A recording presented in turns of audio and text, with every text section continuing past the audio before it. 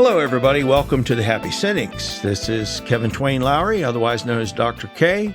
I'm here with my co-host, the all-seeing eye-dog, Isaac Dillman. And we just got done talking about understanding evangelicalism. And this kind of brought us to an interesting intersection because in the past 20 to 30 years, there's been somewhat of a reversal in, not completely, but a pretty significant shift in the relationship between evangelicals and Roman Catholics. For a long time, the two were really at odds because they each were kind of at different ends of the Christian spectrum, so to speak.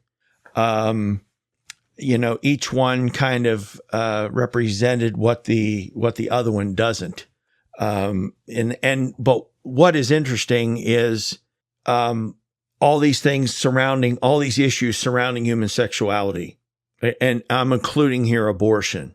Okay, so abortion, life and death issues, and but it's still in Catholicism, it's all tied to sexuality. Okay, so what we want to do here is, I always use this analogy. It always cracks me up because it brings back so many memories. When I was a kid, a National Lampoon's Christmas Vacation, Clark gets out this whole big tangled ball of lights he's going to put on the house and says, "Here, Russ, see if you can undo this." You had these lights that they would put little clips on them so you could clip them over your rain spout.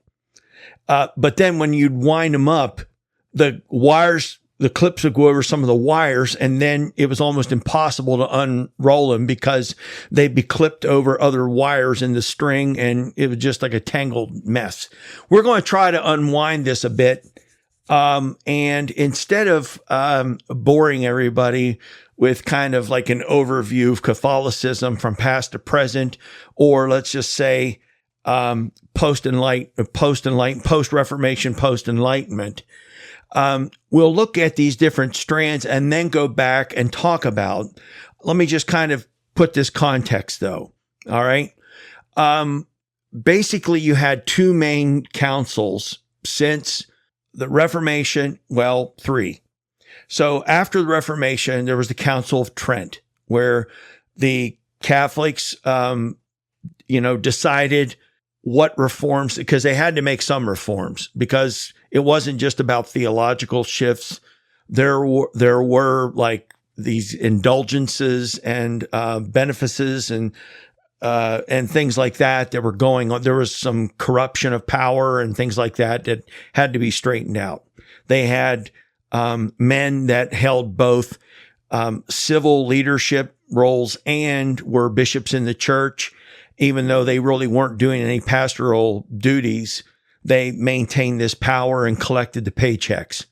And so the church had to clean up some of that, but it also then wanted to kind of reaffirm its stance on different theological issues, like Protestants dropped some of what they call the apocryphal books from the Old Testament. We talked about that before. So that was Council of Trent. Then in the 1800s, you had the First Vatican Council. What kind of spurred this was the state of Italy becoming an independent nation.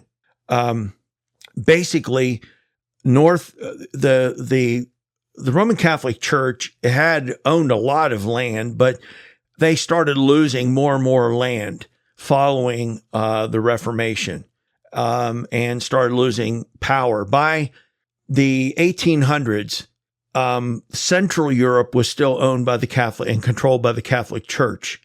But there was the northern part of Italy and the southern part of Italy that wanted to be a unified nation. But in order to do that, they had to take control of Central Italy as well. So they started converging, and over a number of years, they eventually annexed all this land and came all the way down to Rome.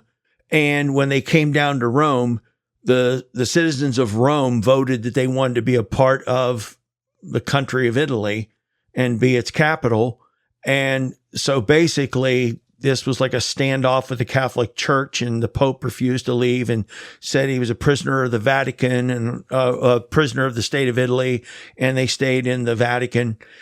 This went on up into the 20th century. Like I said, Mussolini under the king kind of remained a figurehead while Mussolini was running things. But they signed the Lateran Treaty, and that's what gave the Vatican its independent status as a nation. So that was when Italy recognized that the Vatican would be its own separate nation state in the heart of Italy, in the heart of Rome.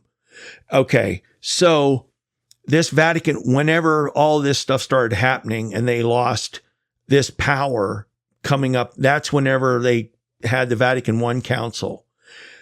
They basically came down, and a lot of it, there was two shifts that happened here, just to summarize very quickly. The first one was they took a stance against what they called modernism, which was basically the effects of the Enlightenment. Okay. The second one was they acknowledged that they had lost their political power, their temporal power. And so they reinvented the church's role as being the role of teacher now, like the prophet to speak to the kings, basically like an advisor. And so the Catholic Church positioned itself to speak in behalf of the average person. Now, they still tried to fight modernism, but their theologians and such were still pushing back against all of this. And the Vatican I kind of represents Catholic fundamentalism. And people kept pushing back against it until eventually, following World War II, in the early 60s, they gained enough momentum to have the Vatican II Council, and that's where they basically finally came to grips with modernism. I'm not going to go through what all those positions are, but here's the one thing that I want you to understand, because this is really key. In spite of all the other changes that took place, like, for example, in the Vatican II, Vatican I Council basically said, outside the church, there is no salvation, which that's still the official statement, but the interpretation is that the church is the Roman Catholic Church. So anybody outside the Roman Catholic Church cannot be saved. Okay. That was reinterpreted in Vatican II Council. It's not that they, like in the Vatican II Council, okay, the Church of Christ extends beyond the Roman Catholic Church, but we are still the original church. We're the mother church, so to speak.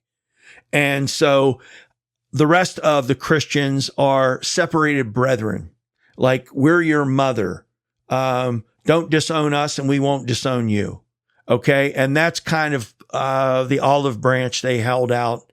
And of course, they extended these to the Eastern Orthodox and the Anglicans especially, and then to a lesser extent, some of the Protestant groups and such. But nevertheless, this is where it was. But in spite of all these other changes, the Catholic position on sexuality never changed, and has not changed since St. Augustine in the 5th century.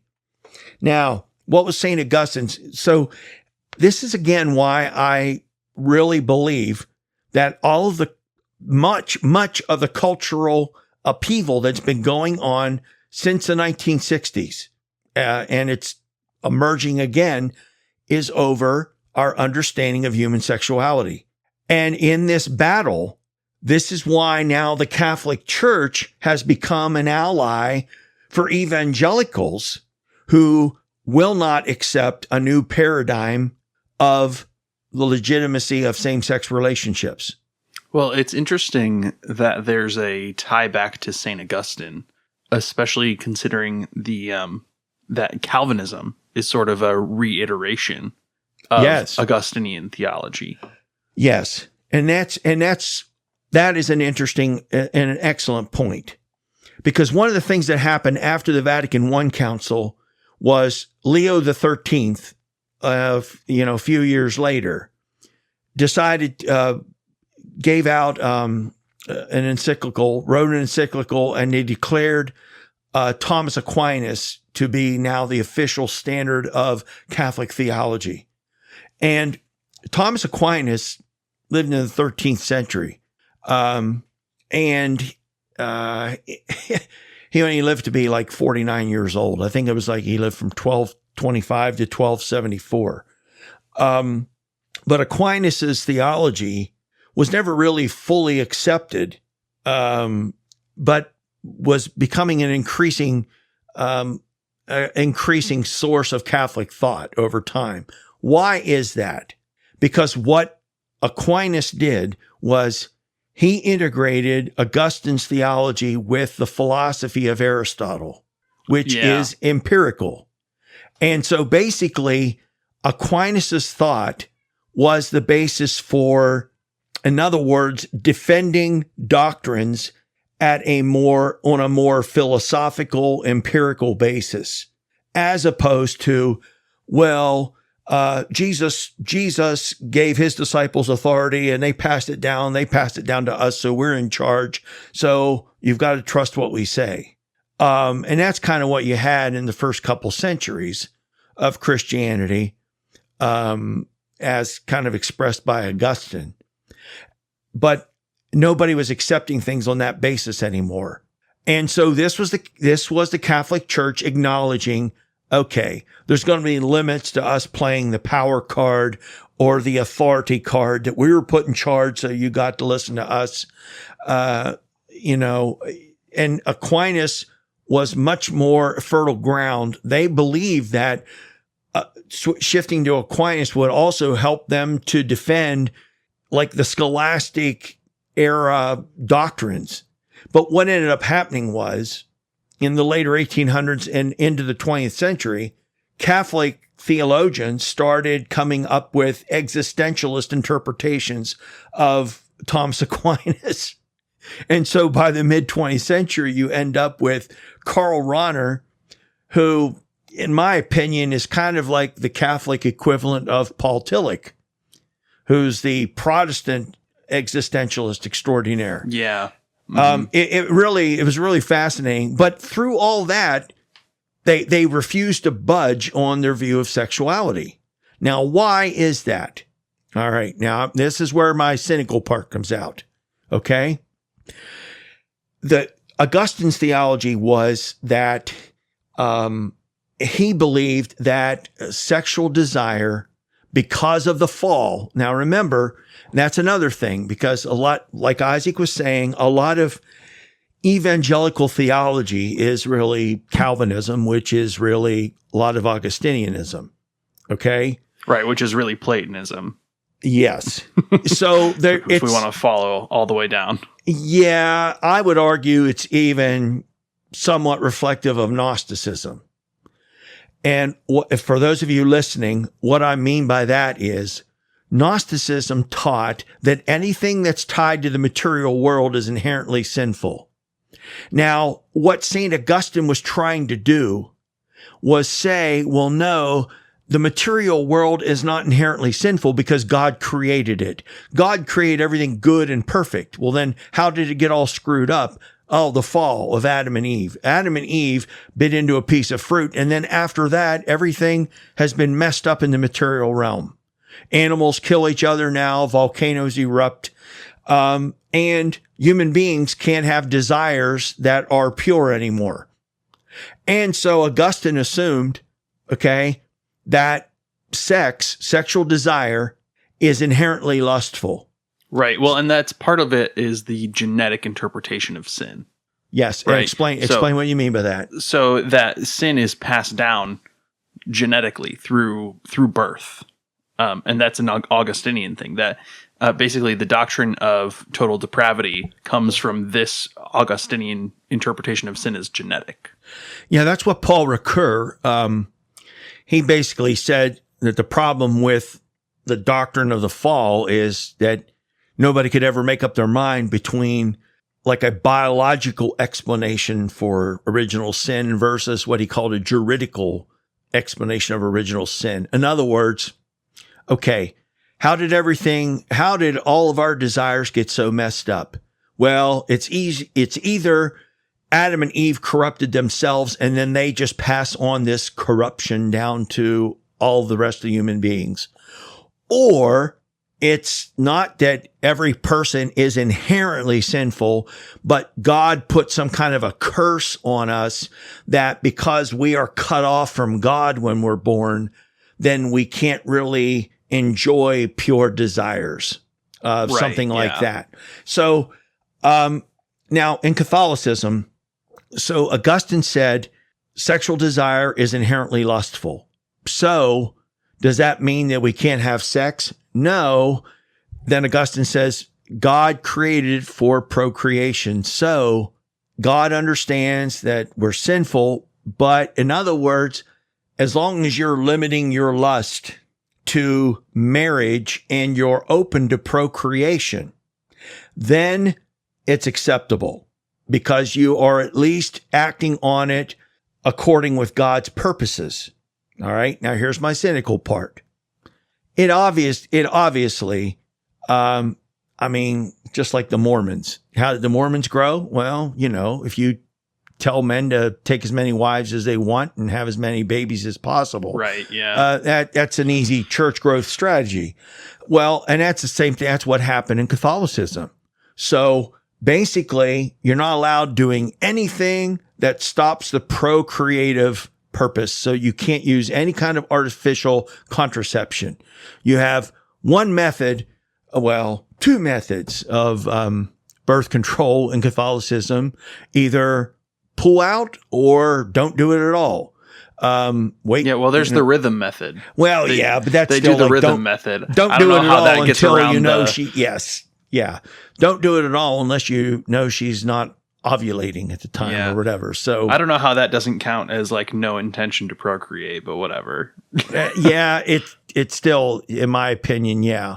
So this is where it reminds me of the same thing, like of the Orthodox Jewish people that try to come up with all these loopholes so they can say they're not working on the Sabbath, but like a Shabbat. Speaking of Mormonism, have you ever heard of soaking? I'm not sure what you're referring to there. So this is all obviously conjecture, but supposedly Mormons have a loophole to get around the whole no sex before marriage deal.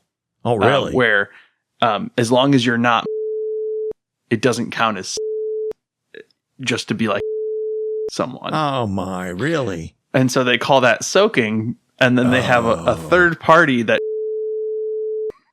Now, most of this, I think, is satire, but it does sort of capture the spirit of well, we didn't do anything, so I just there's a phenomenon of the loopholes. Oh my golly. That's another one. That's another one too. Yeah. So, all right. So that still stands. See, even after the Vatican II Council, so the Vatican II Council was initiated by John the 23rd, but John the 23rd passed away before the council concluded its work. I mean, when they had these councils, it wasn't like everybody got together and then they all stayed on campus for 6 months and got it all done. They would go for a couple weeks and then they would come back next year and do a couple weeks. And then they'd come back the next year and do a couple weeks. And these councils would go on for a number of years. So I think the Vatican II Council was about 5 years, something like that. And of course, there were people working on documents and that they would come together to vote and hash out the wording and things like that. But after that, it concluded under Paul VI because they elected Paul VI after John the 23rd. From my understanding, I have to go back and double check this, but I remember verifying this myself a few years back. But after the Vatican II Council, there were some of the cardinals were telling Pope Paul VI, with everything that's going on in the 1960s, now we've had this council. Maybe it's time to rethink our position on at least contraception. Because think about the 60s. Remember the big deal in the 60s? Like everybody was having sex with a bunch of different people. And then this made people more aware of, we just called it VD, venereal disease, or more commonly known as the clap, which was not a good. STIs. Yes. Now, STDs and STIs. What's the I? Yeah, STIs is what they call them now. Sexually transmitted infection. Oh, not disease. Okay. I don't know why they changed it, but it was recent. Yeah. It's probably more accurate. So anyway, but yeah, we know, and there's still places in the world where, say, STIs are still being spread, and the Catholic Church, though, forbids the use of condoms, and that's been and even like with all there were efforts in the 1960s and such to start trying to address world hunger going forward. The Catholic Church has been like dragging its heels and making things more difficult because, of course, Catholicism, before and after the Reformation, made all kinds of efforts to spread the, Catholicism to all these, colonized places, and sent missionaries. But all these people were having unprotected sex, even still in the 20th century. And the Catholic Church was forbidding them to use any kind of contraception.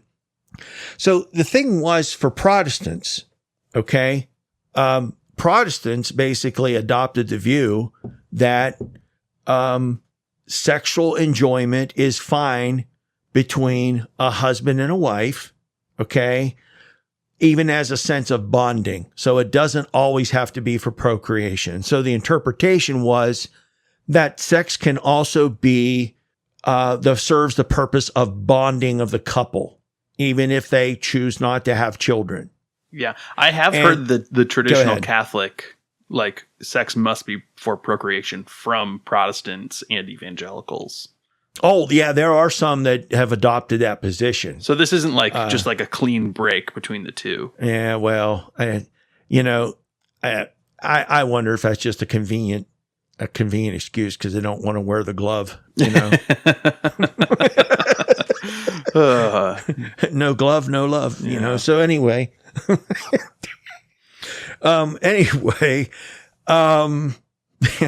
so that's been a big point of contention with even some of the, activist groups that want to do something like whenever there was the spread of AIDS in Africa in the 1980s and 90s, the Catholic Church still is like, oh, no, we can't, and they were, it put people like Desmond Tutu and others like in the middle.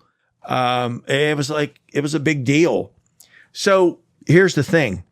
Catholicism has all of these sexual issues all wrapped up in this whole doctrine that sex is only legitimate if it's open for procreation. Well, and before we get further into this, I have my own cynical take on Augustine, which is, okay. If you read Augustine's Confessions, his biography, he has a concubine for much of his life. Yes. And I think part of his sexual ethics is because he becomes traumatized by that experience of guilt based on his relationship with this concubine. Yeah, and he fathered a child out of wedlock before he became a Christian.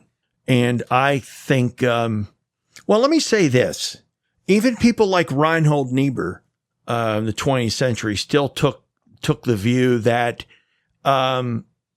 sex is so euphoric that it's inherently lustful. Like, he didn't quite say it in those terms, but he basically said that the sin of sensuality is best represented in the act of sexual intercourse.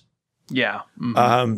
It's very similar to, it's not the same interpretation, but it's similar to the way Hindus viewed sex as like a divine activity because of the ecstatic feelings that somebody experiences, that it's like a spiritual transcendent experience.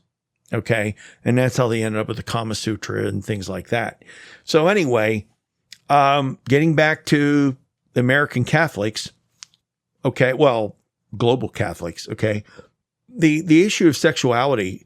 So it's got to be, sex is only legitimate for the purpose of procreation. Well, see, that ties everything together. So here's the thing. Even married couples can't have sex just for their own enjoyment. You've got to at least be open to having another baby. And truthfully, Catholicism has largely survived since the Reformation through high birth rates. I mean, you can look this up. This isn't like a secret. Okay. Catholics still convert some people. Don't get me wrong. But, the Catholic Church is still growing, but like the number of convert baptisms keeps dropping and dropping. And the growth is coming through high birth rates. But see, with this, okay, so Catholics, you can't use contraception. All right. So no kind of birth control. All right.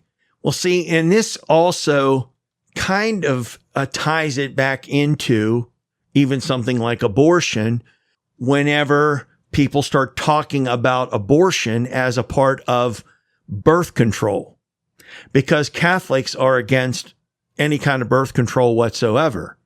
Now, I personally don't know Catholics that would say, okay, if a baby had a severe deformity or the mother might die or something, that it's still not permissible to abort the fetus or whatever. I don't know personally Catholics that would take that position. I really don't.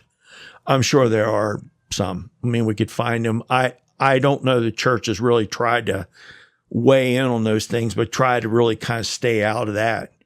But it's clearly pro-life, and the church is committed to, there can be nothing that interferes with a possible new human being entering into the world.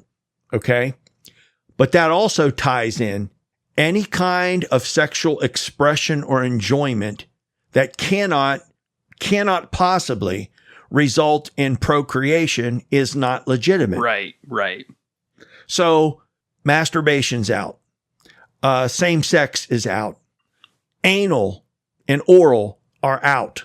Those are not legitimate. Those are just acts of lust and are sinful. And lust is one of the 7 deadly sins that will send you to hell. It's not a venial sin that may get you a little time in purgatory. It is one that will send you to the eternal fires of hell. So you cannot do this. And, I looked up, the term, because, the Pope used that derogatory term.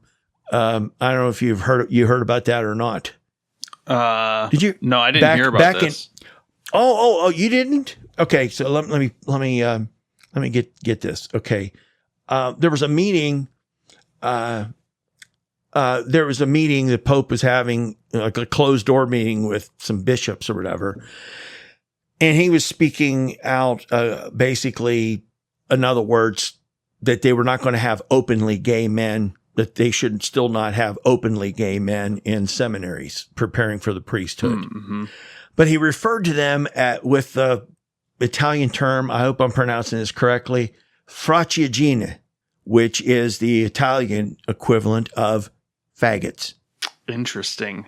Wow. That's, And it leaked out that he said that, probably offended somebody that was in the room. And then the Pope and the Vatican issued this apology, yada, yada, yada. And lo and behold, like a couple weeks later, there was a report that he used the term again. And now, like, people don't know what to think of Pope Francis. Now, here's the thing, though.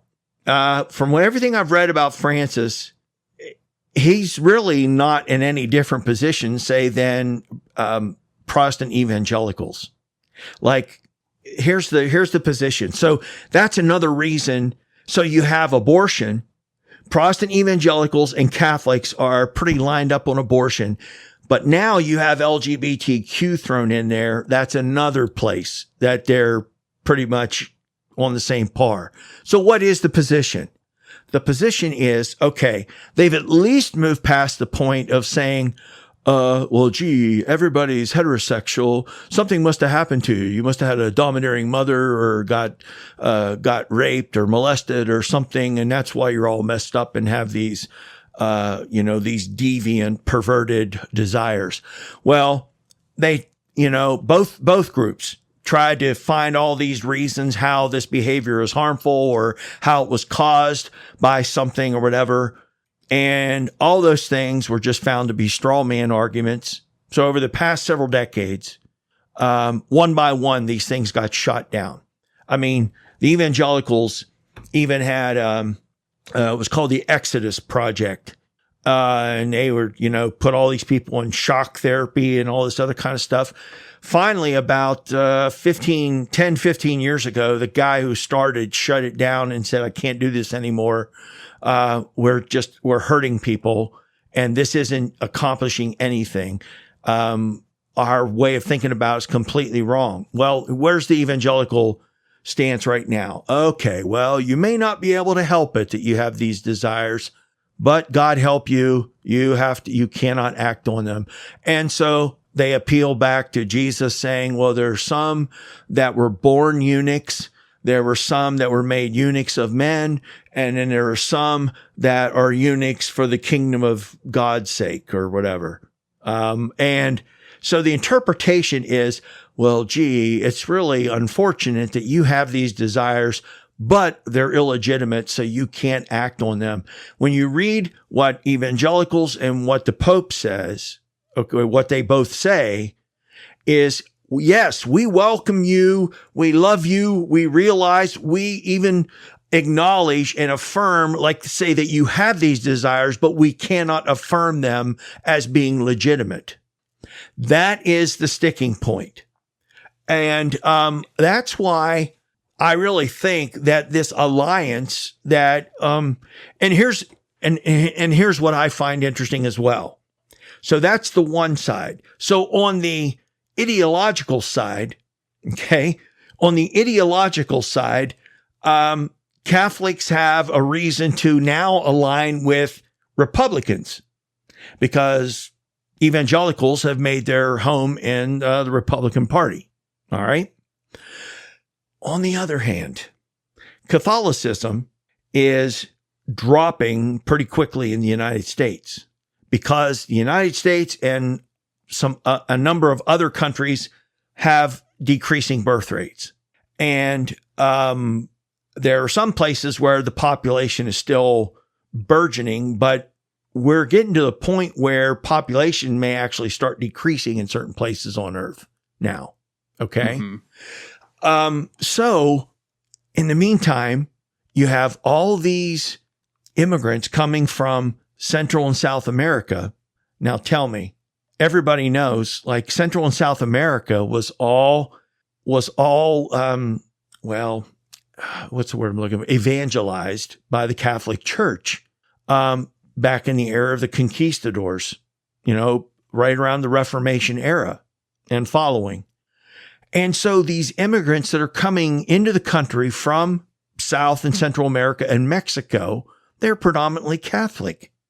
The Republican Party doesn't want these immigrants in here, but the Democrat Party seems more willing to give a lot of these folks a path to citizenship. And so on the other hand, the Catholic Church likes the thought of, we'll get some more faithful Catholic people in here, people that aren't going to be held back by the, worry about using contraception and have a lot of children and get the church growing again. Interesting. So I imagine there are a lot of Catholics that don't know which way to vote. It used to be, okay, so let's skip back here just for a second. The Vatican I Council, that was really when the Catholic Church took its position. It was going to be mother and teacher. Okay, well then shortly after that, in Leo XIII, a successor, later Pope, Leo XIII published rerum novarum, a new thing. Behold, I do a new thing. This was the Catholic Church's like first foray into speaking into social issues. He talks about preserving agrarian life. He talks about the Industrial Revolution, destroying agrarian life. And he talks about there needs to be labor laws and there need to be labor unions, and et cetera, et cetera, et cetera, and championing the cause of the average person. And so for a good part of the 20th century, Roman Catholics here in the United States voted for the Democrat because unions were basically one of the main constituencies of the Democrat Party, largely thanks to FDR. Well, now you have labor unions have been, most of them busted up or gutted of a lot of the power that they once had. And so now it's not necessarily a no-brainer that you cannot predict that certain percentage of Catholics are going to vote Democrat anymore. Right. A growing number of Catholics are starting to vote Republican. And that really shifts things around. Now, how much of that do you think is driven purely by the so-called like religious freedom platform of the Republican Party? Because I don't see most of the Catholics that I interact with, and I grew up in a predominantly Catholic place, and I live in a predominantly Catholic place. Yes. Most of them do not seem to have the same like impulse to control all of culture based on their values, which is not the same as like the evangelicals. The issue of like abortion and contraceptives is not something that they're like platforming on politically.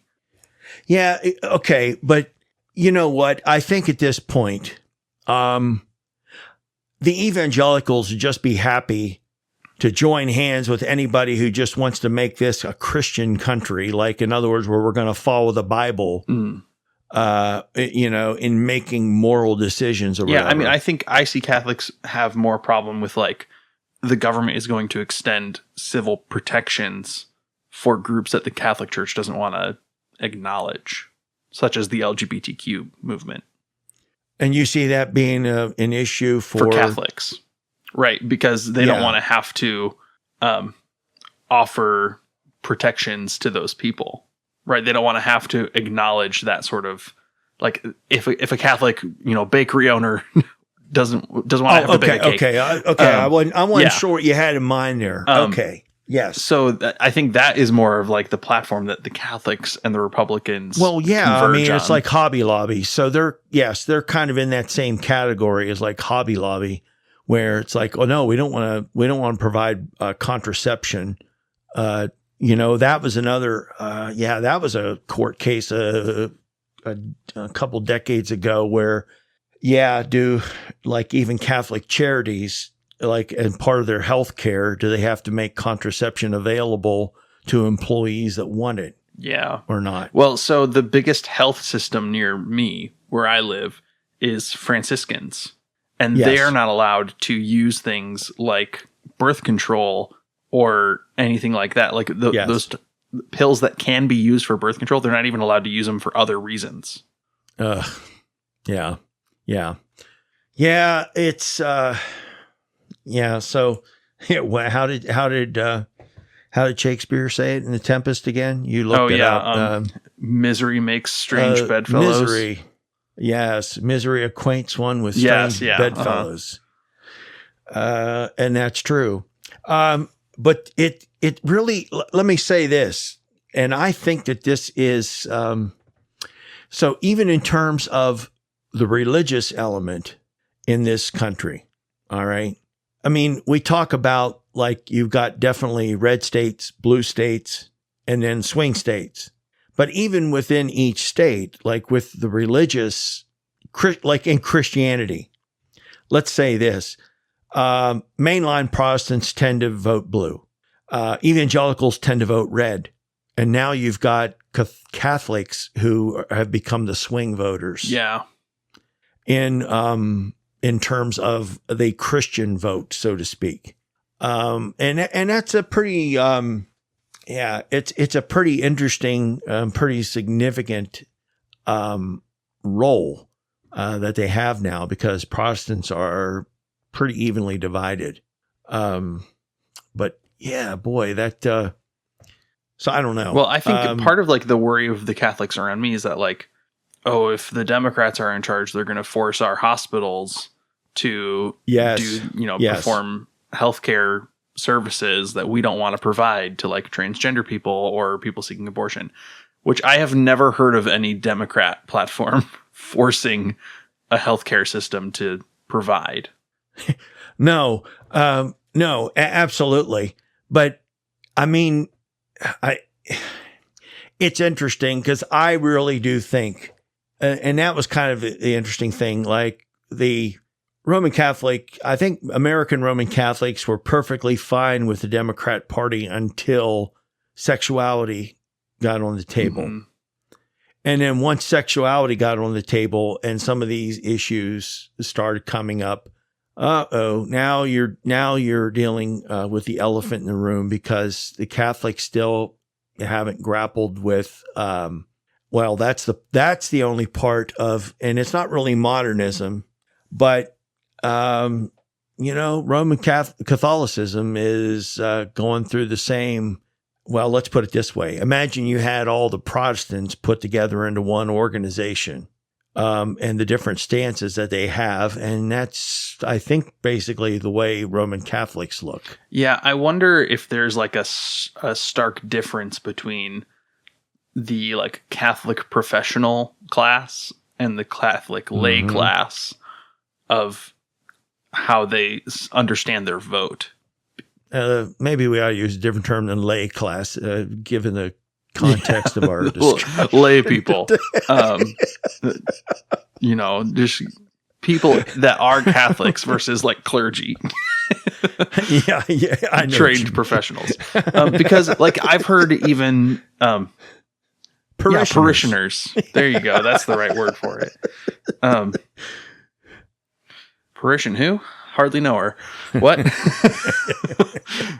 Okay. But I've heard like Catholic parishioners complaining about things like Pope Francis talking about how, people in the LGBTQ community deserve to be treated with respect. Like he says that and they complain about it, which is like the most like milquetoast, like nothing statement I've ever heard. And they're upset about it. Well, I think it's just like, okay, is this a signal of something that's about to come? I think that's, again, you didn't have this kind of talk from other popes. And so now that you have a pope starting to speak up on something, people get worried about, okay, well, what does this person have? What's he have in mind? Well, maybe that's why he's got to turn around and say faggot. Well, yeah, I mean, I guess, it makes you wonder, doesn't it? I don't know. Yeah, boy. I mean, not to mention all of the covering up of sex scandals and. Yes. I mean, yeah. And that's another thing that's kind of sad, because, the repression of sexuality in Catholicism, like forcing priests to be celibate and everything. It was a way, well, let's put it this way. They've been asking people with same-sex attraction, okay, to be celibate for forever, okay, since the beginning. And so, it might be easier to deal with that if you just enter the priesthood, because then you have a structure and accountability that'll help you perhaps stay celibate. And then, let's put it this way. Whenever men in the priesthood get sexually frustrated and they, I don't think that necessarily creates pedophiles, but it creates a situation where somebody can be tempted to indulge in something, and abuse a child when maybe in a normal circumstances they may not. I don't know. That would be an interesting. Well, it's not a phenomenon. Interesting question. Unique to Catholicism. A lot of like highly personality-driven evangelical circles have this problem as well, of the abuse of minors by leaders in the church. That's kind of rampant. Yeah. You're absolutely right. That's the thing. It's more of the power dynamic, but because they dealt with this in such a way, I think it helped perpetuate a bad stereotype, which is gay men tend to be pedophiles. Right. Because I remember when I was a kid, people were campaigning, we can't let gay men be school teachers, or they're going to be trying to touch all the boys and look at them in the bathroom and whatever else. And you find out that's, there's a few bad apples out there that do that kind of stuff to kids, but it really doesn't have to do with their sexual orientation. Right. It's really more about control, power. For some, there's even other things going on there, but nevertheless, but I don't know. It's just such an interesting dynamic. So, we could probably get into something else, but I'm just as inclined to say this would be a good stopping point, and we have a little shorter episode. Yeah, today. that's okay. Besides, we talked about sex. I'm kind of tired now. Need a cigarette. No, I'm kidding. Well, given the state of what's going on in our country, smoke them if you got them. And that's true. Did you see there was an interview clip that has been making the rounds today? I think it is a recent interview of Trump talking about what he would do if he got back in office in terms of declassifying documents. And this interview is like, would you declassify the JFK documents? And he's like, yeah, of course. Would you declassify any documents about 9/11? Yeah, of course I would do that. Would you declassify the Epstein documents? And he's like, well, I don't know about that. Speaking of. And then that was the funny thing. Anyway, I don't want to talk about the debate, but golly, that was unwatchable. It was sad on both sides. The thing that just struck me is like, okay, this is supposed to be the United States. Is this what we've really come to? How many people live in this country and these two are on stage? One guy that can't think straight and the other guy that can't speak straight. It's insane. Anyway, it's an international embarrassment. Oh, yes. Anyway, what was opera buffo?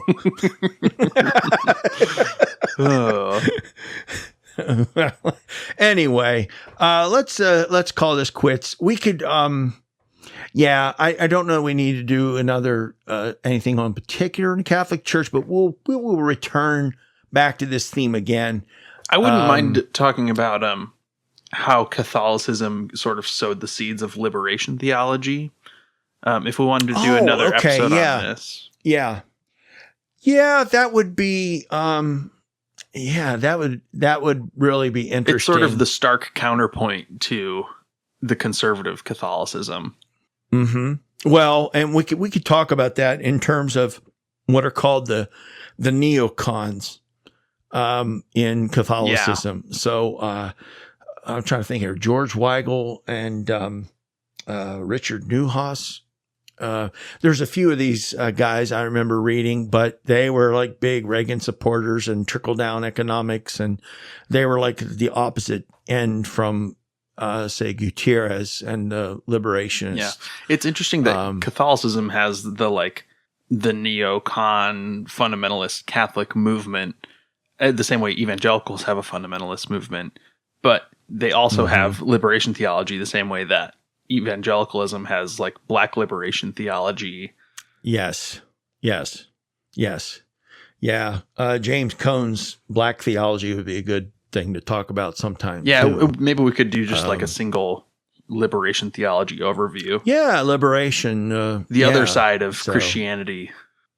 Yeah. Yes. Right.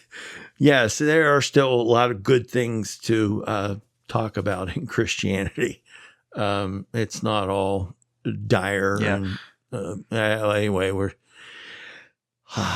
cultural shifts and people struggle to find their way. But we'll make it through. We'll make it through. Anything I would say is, folks, just keep your wits about you. Always try to treat other people respectfully and kindly, even if they don't do to you.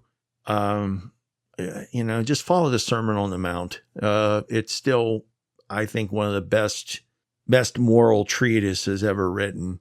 So anyway, we hope you've enjoyed this episode. And if there are any of you Catholics that want to add a little nuance to what we've said and help us out, or anybody else, reach out to us at thehappycynics@gmail.com. We've enjoyed spending this day with you. And if World Doesn't End, we'll be back again very soon, and hope you enjoy the rest of your day. Take care.